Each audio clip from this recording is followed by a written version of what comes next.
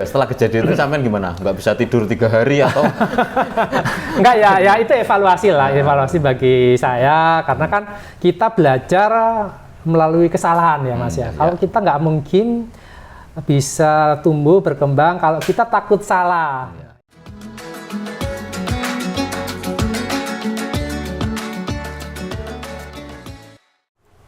Assalamualaikum warahmatullahi wabarakatuh. Apa kabar sobat-sobat NU Online?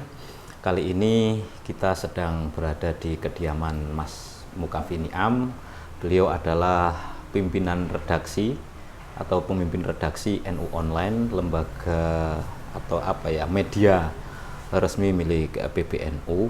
Kita akan banyak ngobrol seputar media, all about NU Online, tentang bagaimana sih yang sederhana, bagaimana sih cara kita itu ngirim tulisan, atau bagaimana sih manajemen keredaksian dan lain-lain. Pokoknya all about NU Online.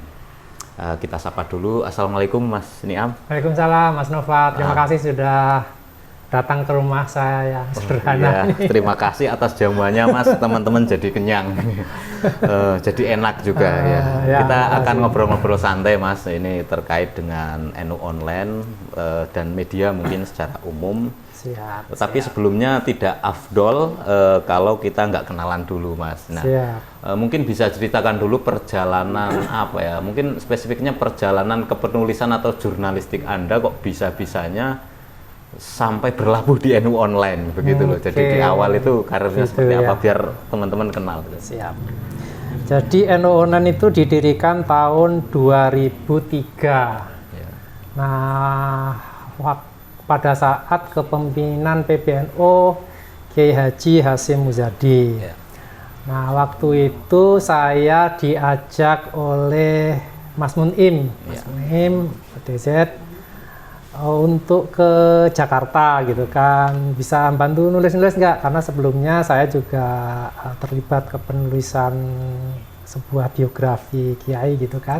Terus gitu diajak ke Jakarta, belajar nulis-nulis ya. Pertama juga saya, karena latar belakang saya itu sebenarnya bukan komunikasi atau jurnalistik, tetapi ya apa itu? Ekonomi. Dulu Ekonomi. saya kuliah di Universitas Airlangga, terus jurusan ekonomi ya. Dari kecil memang suka baca-baca ya, makanya sekarang juga punya ini bukunya luar biasa beliau. Buku banyak baca sampai sekarang. Ya udah, akhirnya memang dunia kepenulisan itu dekat dengan bacaan. Jadi orang-orang yang suka menulis itu biasanya rata-rata memang hobi baca, karena apa yang kita tulis itu merupakan pengendapan dari apa yang sudah kita baca. Kalau tidak suka baca, kok pengen jadi penulis itu kayaknya agak agak repot juga. Bagaimana apa yang ditulis kurang mendalam biasanya. Berarti syarat pertama jadi penulis atau suka nulis itu membaca ya Mas? Biasanya begitu. Saya nggak, rata-rata teman-teman di NU Online itu ya di rumahnya selalu banyak bacaan ya.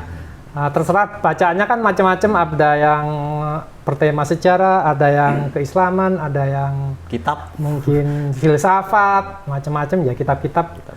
Begitu sih rata-rata teman-teman.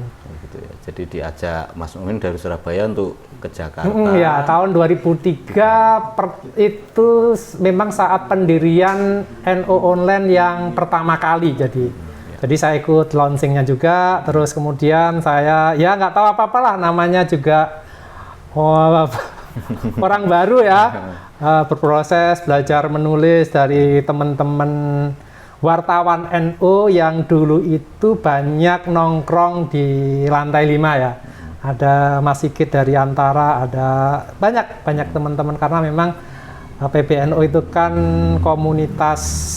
sebuah komunitas besar, apapun profesinya merasa at home kalau ada di lingkungan NU. Nah, begitu mereka itu tahu bahwa PBNU itu bikin sebuah media, ya mereka nongkrong di lantai 5, kita bicara banyak hal. Juga saya banyak belajar dari mereka, salah satunya untuk belajar menulis. Ya, kemudian tahun 2000 setelah muktamar Jombang, saya diamanai sebagai pemimpin redaksi NU Online sampai sekarang kayak gitu. Harusnya ini udah apa? Nah, karena harusnya kan muktamar itu kan udah selesai, udah berlangsung pada Oktober 2020. Tapi ya ditunda insya Allah 23-25 Desember 2021 ini ada muktamar nanti ya. Kami sudah menyiapkan ya regenerasi teman-teman yang selama ini di posisi redaktur pelaksana, redaktur macam-macam.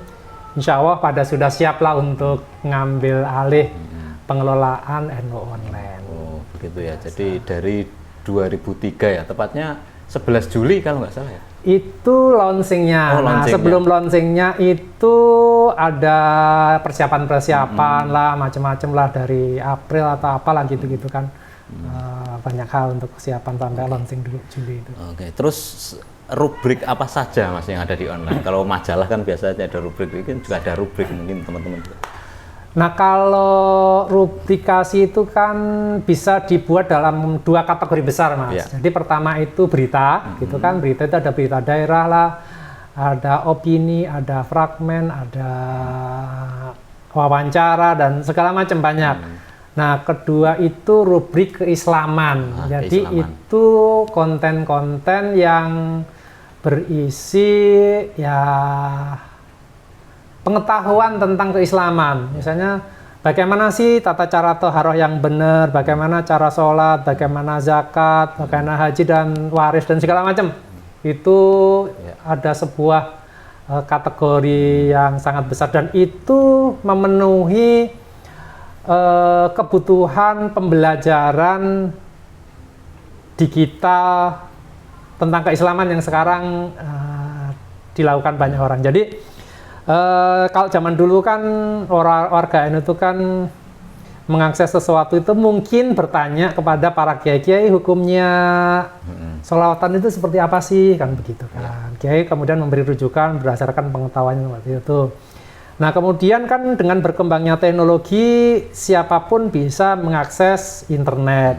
Ya udah akhirnya kita juga menyediakan rujukan-rujukan amaliyah warga NU itu seperti apa saja gitu kan, karena kan memang juga di Islam itu kan banyak banget kayak mazhab, kayak macam-macam lah. Jadi kadang-kadang dalam ada masalah-masalah khilafiyah yang kita tahu, misalnya kalau ada yang kunut pakai kunut, ada yang enggak, ada yang bersentuhan antara muhrim itu non muhrim itu batal apa enggak kan gitu-gitu. Nah tentu saja kita harus memberi rujukan atas amaliyah-amaliyah dari ajaran Ahlussunnah wal Jamaah An-Nahdliyah.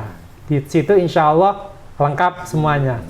Kalau standar penulisan di NU Online itu seperti apa, Mas? Yang standar penulisan pemberitaan atau keislaman? Ya, dua-duanya mungkin. Barangkali ada yang mau mencoba menulis itu kan, gimana sih standarnya? Ya. Gitu. Nah kalau tulisan pemberitaan itu ya otomatis memenuhi kaidah-kaidah jurnalistik ya misalnya 5W 1H. Kami juga ada pembatasan tulisan untuk minimal 300 kata. Bagaimana penjuduran yang baik, bagaimana kayak apakah berita itu layak untuk dikonsumsi masyarakat, macam-macam itu ada. Misalnya kan karena kan mungkin bagi sebagian orang itu menarik, tapi kan belum tentu itu menarik dalam konteks nasional. Misalnya kan kalau di lingkungan NU itu kan ada pelantikan pengurus cabang atau pengurus MWC gitu kan. Nah kadang-kadang mereka itu mengirimkan ke NU Online. Tapi pertanyaannya apa? Misalnya kan di Purworejo, ini tempat tinggalnya Mas Nova. Apakah orang di luar Purworejo itu berkepentingan terhadap informasi pemberitaan pelantikan? Kan gitu-gitu kan. Sehingga kami juga melakukan seleksi-seleksi kira-kira apakah informasi tersebut juga layak untuk diketahui warga NU di seluruh dunia atau komunitas Muslim di Indonesia kayak gitu-gitu.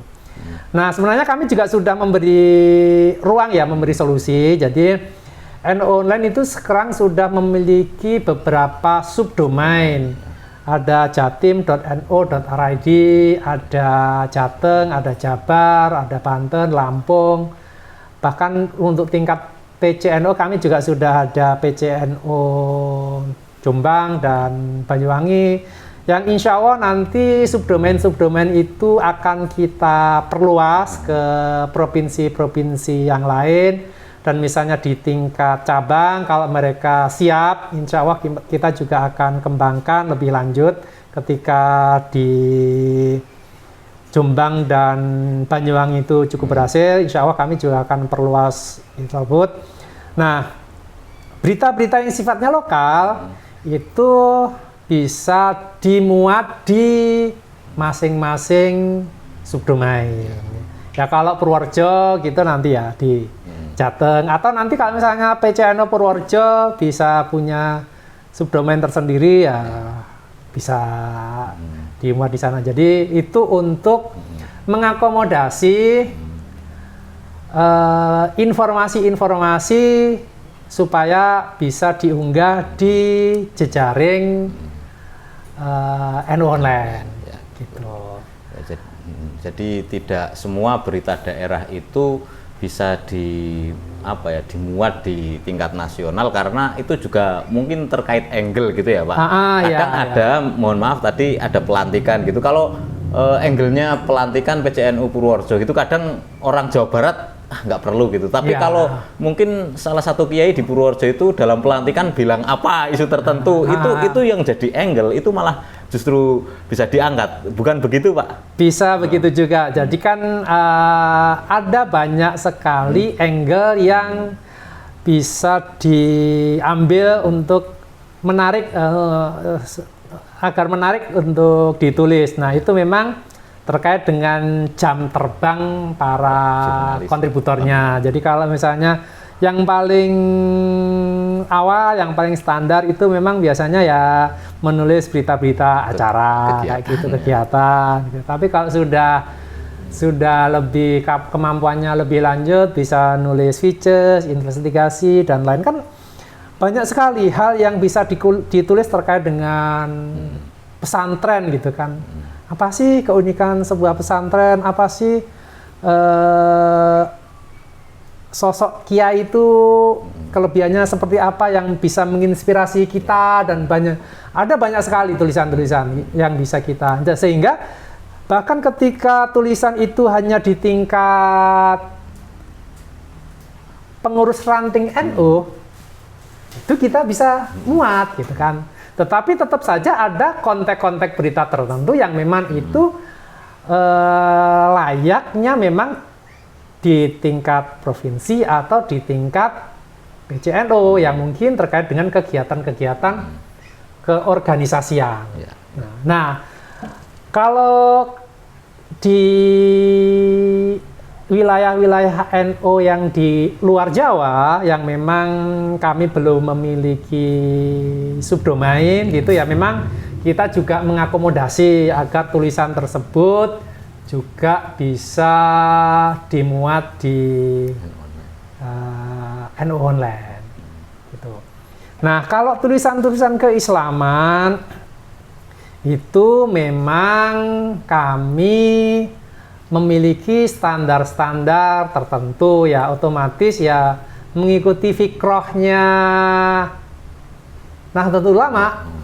Mengikuti fikrohnya Nahdlatul Ulama ya seperti kami sampaikan ya, NU memiliki mengakui 4 mazhab, tetapi yang paling dominan mazhab Syafi'i kayak gitu-gitu. Jadi ya ada mazhab yang kami ikuti ya seperti itu, tapi terkait dengan tata cara penulisannya itu memang kami menggunakan pendekatan penulisan populer ya, sehingga tidak seperti Bahsul Masail tidak itu seperti ya. Bahsul Masail yang memang diperuntukkan untuk kalangan santri senior lah, yang memang sudah ngerti soal agama lah. Yang kalau yang sementara sebagian besar pembacaan online itu kan komunitas muslim awam, misalnya gimana sih tata cara doa membayarkan zakat seperti apa sih gitu kan, niat puasa Senin Kemis, niat puasa Rejab, kapan sih puasa Yaumul Bait, kayak gitu-gitu ya, hal yang sederhana begitu ya, karena memang kalau berdasarkan data ya, jumlah yang nyantri itu kan sekitar 10 juta ya, santri aktif gitu ya. Ya tentu yang sudah lulus banyak, tetapi ada lebih banyak lagi yang memang tidak belajar di pesantren. Nah, bagaimana kita memberi ruang mereka untuk bisa belajar agama secara gampang gitu kan, apalagi orang zaman sekarang kan yang butuhnya yang praktis-praktis kan ya. Kalau misalnya menjelang apa namanya Ramadan ya, mereka ya baru cari niat puasa Ramadan, niat sholat taraweh dan lain, habis itu lupa lagi karena kan sekarang kan gampang diakses.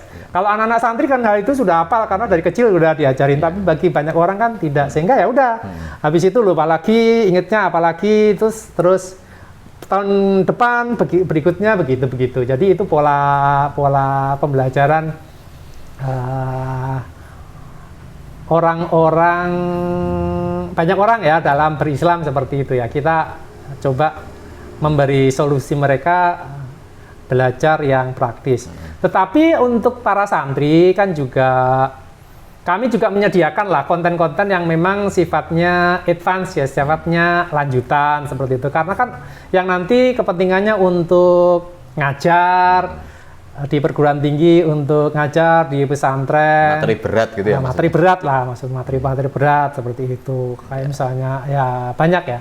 Termasuk juga yang banyak diakses oleh para ustadz itu kan khutbah Jumat. Nah, itu kan untuk kalau para ustadz. Kamis sudah mulai trafiknya, kalau Kamis itu Kamis sore udah mulai tinggi. Itu salah satu materi yang banyak diakses oleh para khotib. Iya. Gitu. Dan itu sekaligus gini Mas, kalau tadi buka data santri sekitar 10 juta, terus pesantren itu kalau data Kemenak kalau nggak salah itu sekitar 27 atau 28 ribu. 25, sekitar segitu ya. Itu kan dengan penduduk Indonesia yang hari ini 274 juta, itu kan memang tantangan juga untuk kita NU dan santri untuk bagaimana konten-konten yang ada di kita di pesantren atau di NU, hasil-hasil Basul Masail yang numpuk-numpuk di apa namanya di kantor-kantor ini itu didigitalkan gitu Mas. Iya, benar ya. Ada apa tanggapan atau saran gimana Mas supaya kita juga harus menyebarkan itu loh ke publik gitu.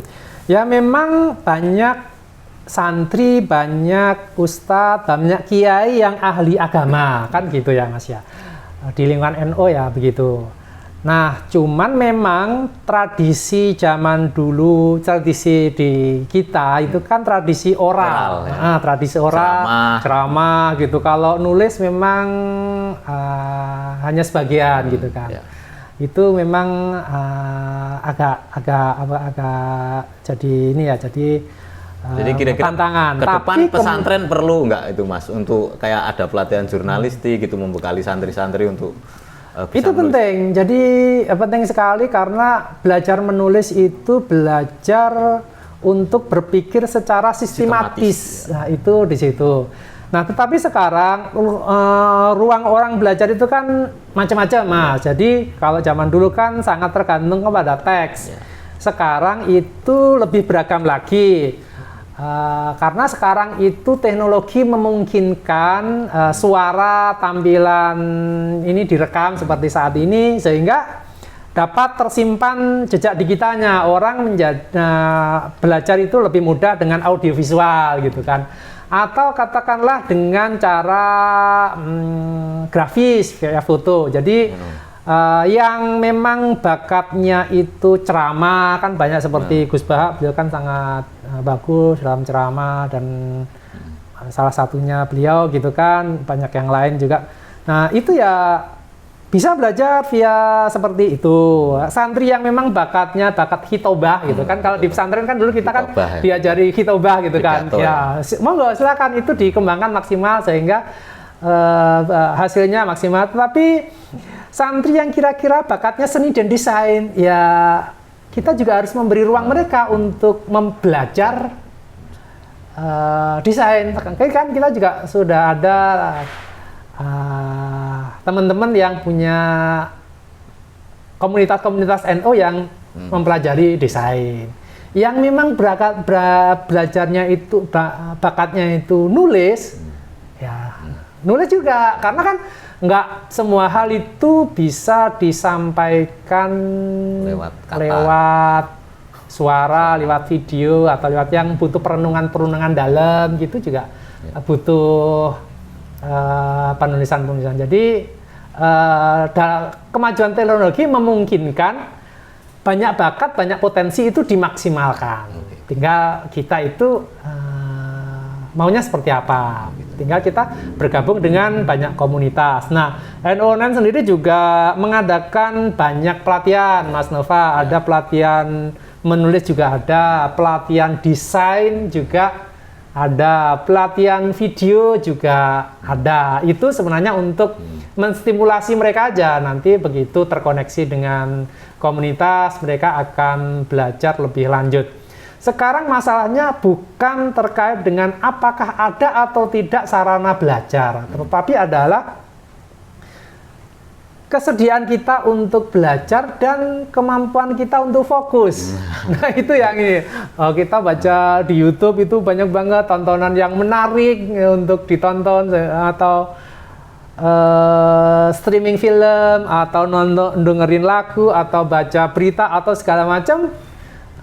Sehingga kita kehilangan fokus. Itu problem dari banyak orang. Tantangannya di situ.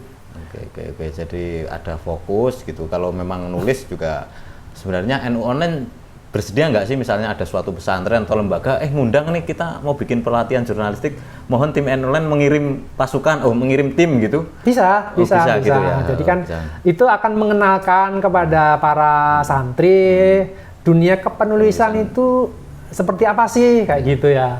Nanti kemudian bisa dilanjutkan dengan pembelajaran online, karena kita juga ada kelas online, atau nanti belajar secara mandiri, banyak tutorial-tutorial yang bisa dipelajari. Dan yang paling penting lagi adalah praktek. Setelah belajar adalah praktek. Nanti tulisannya bisa dikirimkan ke NO Online atau ke subdomain terdekat di mana informasi tersebut diwartakan. Nah, ini juga sering Mas, bagaimana cara mengirim tulisan atau karya ke NU Online. Ini sering kan kadang saya dititipi juga teman-teman, ini dong dititipi. Gimana sih caranya agar tulisan kita atau karya kita, terus apa saja yang bisa, apakah puisi atau cerpen atau esai itu bisa, itu caranya gimana sih Mas, cara mengirim? Jadi kalau di NU Online itu ada email redaksi @no.or.id. Dikirim aja ke situ. Redaksi @nu.or.id.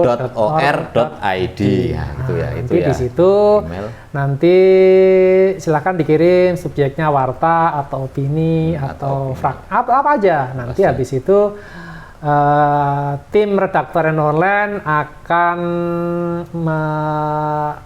membaca kira-kira layak atau enggak. Nanti kalau belum layak, nanti akan diberi masukan. Nah, NU Online itu bisa berkembang, ya alhamdulillah saat ini kan menjadi website keislaman nomor 1 di Indonesia ya Mas ya. Alhamdulillah dipercaya sebagai website tersebut. Nah, itu juga atas kontribusi para kontributor. Kami menyebutnya adalah kontributor ya. Itu teman-teman NO yang ada di berbagai daerah yang mengirimkan tulisan-tulisannya ke redaksi NU Online gitu kan. Nah, kami pertama kan memang ada tim jurnalis NU Online yang memang ya mereka itu sehari-hari beraktivitas di NU Online. Ada kontributor yang itu sudah berjejaring dengan NU Online, mereka sudah dalam grup WhatsApp tertentu, ada koordinasi internal gitu. Ada yang memang sesekali mengirimkan. Jadi Kalau misalnya ada yang sesekali mengirimkan, kemudian rutin mengirimkan, kemudian akan kami pertimbangkan untuk masuk sebagai kontributor. Nah, kalau kontributor mereka menjadi semakin aktif gitu, mereka bisa menjadi tim NU Online atau menjadi bagian dari redaktur NU Online. Jadi seperti itu. Ya, sekali lagi terima kasih kepada para kontri yang sudah menginformasikan acara-acara di daerahnya untuk diberitakan. Oke ya, itu relawan-relawan daerah yang menulis ya untuk sampai hari ini NU Online bisa eksis itu diantaranya karena apa ya, relawan-relawan yang nulis dan bangga. Benar, ya. Saya juga dulu seperti itu Mas. Benar, jadi ya, alhamdulillah. tulisannya bisa dimuat itu rasanya itu sudah kayak dapat apa gitu. Sudah ya, kayak benar. dapat sekepok undian dari BRI misalnya. Oke, itu terus kemudian gini Mas, banyak yang menanyakan juga bagaimana sih manajemen mengelola sebuah media gitu loh. Nah ini mungkin apa ya, cuplikannya aja lah biar secara umum gitu. Kalau detail kan nanti bisa sehari Mas gitu. Cara memanage media itu seperti apa? Ya jadi kalau lembaga media atau perusahaan media itu kan dibagi dalam dua segmen besarnya. Jadi ada yang ngelola keredaksian, biasanya itu disebut sebagai pemimpin redaksi. Kemudian yang kedua itu ada direktur yang mengelola bisnisnya, jadi cari duitnya. Kan wartawan itu kan juga capek ke lapangan, butuh paket data, segala macam kan. Nah sehingga ya mau nggak mau ya kalau media itu kepengen sustainable gitu kan, ya itu dua-duanya harus jalan. Nah, kadang-kadang di lingkungan NU gitu kan, ya lebih mengandalkan kerelawanan, khidmah kayak gitu. Untuk pertama oke gitu kan, tapi itu akan kesulitan jika kepengen tumbuh menjadi besar. Gitu. Nah, NU Online itu pertama-tama memang pendekatannya dulu juga pendekatan kerelawanan kayak gitu-gitu ya. Tapi kami kemudian juga berusaha sedikit demi sedikit mengelola NU Online itu layaknya sebuah media profesional. Gitu ya. Seperti itu. Kami juga akan terus melangkah ke sana. Karena gimana ya? Kalau itu sudah menjadi kemestian bagi kita untuk melakukan dakwah secara digital gitu kan. Nah, kalau kita kepengen dakwah itu bisa berjalan dengan maksimal, ya tentu saja pengelolaan medianya juga harus secara maksimal. Nggak bisa sambil lalu, nggak bisa sekedar kapan longgare, dengan tenaga yang tersisa itu nggak bisa. Jadi itu kuncinya dua, saya ulangi. Yang pertama manajemen keredaksian, yang kedua adalah manajemen perusahaan gitu ya. Ya. Keredaksian itu dipimpin oleh pimpinan redaksi, itu ngurus terkait keredaksian, mikir tulisan, bikin tulisan, berita dan sebagainya, mikir juga kan bikin itu. Nah, adapun yang perusahaan ini Mas, perusahaan ini kan apa ya? Ini mencari anggaran untuk bagaimana redaksi ini bisa jalan. Nah, benar, itu ya. Biasanya dari mana dapat duitnya itu Mas? Nah, mungkin barang juga banyak orang pengen tahu ini gimana cara nyari duitnya gitu. Ya itu juga atas kontribusi banyak mitra-mitra NU yang pengen bagaimana NU Online itu bisa tumbuh dan berkembang secara besar. Ya. NU Online karena memang pembacanya cukup besar, maka ada mitra-mitra yang kepengen melakukan kerjasama. Seperti itu, kayak ya banyak lah. Ada yang iklan, ada yang lembaga pemerintahan, ada yang swasta. Termasuk kami juga mendapat dukungan dari pengurus besar Nahdlatul Ulama. Jadi ada sumbangan juga ya, ada orang yang, wah ini saya duitnya banyak banget, pengen istilahnya bantu ikut istilahnya ikut membantu gitu, ada gitu ya Mas? Kami bukan dalam konteks bantuan, tetapi saling mitra itu saling memberi timbal balik, Mas. Gitu. Berarti kalau mereka memberi sesuatu, berarti apa yang bisa kita berikan kepada mereka sehingga kerjasama tersebut bisa berjalan dalam rentang waktu yang panjang. Oh, gitu ya. Oke, itu jadi ada kerjasama dengan pihak sponsor lah katakan gitu ya, Mas itu. Nah, terus ini ringan saja, suka duka memimpin NU online, Mas. Sukanya dulu lah, dukanya belakangan. Sukanya dulu ya, senengnya dulu ini apa ini kayaknya? Sukanya ya pasti banyak sukanya karena NU online itu kan rasa kekeluargaannya itu sangat tinggi ya. Kami itu tidak seperti ya itulah, karena itu kan kita itu sebagai sebuah komunitas ada semangat bersama untuk melakukan kerja-kerja dakwah melalui internet, itu yang menginspirasi teman-teman, apalagi teman-teman masih muda-muda gitu kan. Mereka menjadi sangat dinamis. Saya suka banget terkait dengan seperti itu. Kita ketemu dengan teman dari berbagai wilayah Indonesia. Dari wilayah Indonesia dengan para tokoh gitu kan, yang menginspirasi, yang kita bisa banyak belajar kayak gitu-gitu, menjadi sangat menarik bagi saya sih. Dukanya, Mas? Dukanya apa ya? Pernah nggak selama kepemimpinan online itu nelongso gitu? Dukanya sih saya tidak menganggap duka ya, tapi itu kan tantangan lah ya. Tantangan ya. Tantangan misalnya kan kalau kerja-kerja jurnalistik itu kan tidak normal ya, dari jam 8 sampai jam 4, jam 9 sampai jam 5 kan nggak begitu modelnya kan. Tapi kan sampai malam harus ke lapangan, nggak ada hari libur, apalah macam-macam. Tapi kami juga menikmati seperti itu ya. Tinggal bagaimana misalnya yang sudah berkeluarga itu mengatur ritmenya supaya lebih bagus. Kalau pengalaman lucu atau unik, Mas, selama bikin NU online itu apa? Unik dan mungkin berkesan bagi Mas Niam ini. Pengalaman lucu unik bisa di sini atau di daerah mungkin, itu apa pengalaman lucu atau unik itu? Pengalaman lucu ya banyak ya, tetapi saya pernah didukani Kiai Saha ya, Rois Am Febiano. Tapi karena kan ya bukan dimarahin ya. Ya ketika wawancara kurang pas gitu kan ya, beliau duko gitu. Tapi itu wajar karena proses belajar ya, gitu kan. Marahnya seperti apa, Mas? Di mana-mana teman-teman selalu punya pengalaman seperti itu ya, itu harus dijalani, harus ini. Yang itu yang selalu saya ingat. Dimarahinnya dalam proses gimana, Mas?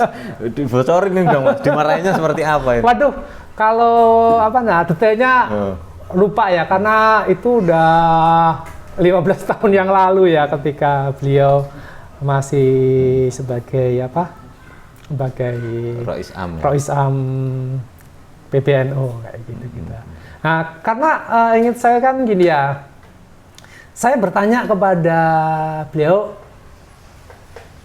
agak kritis terkait dengan NU ya, agak kritis terkait dengan NU.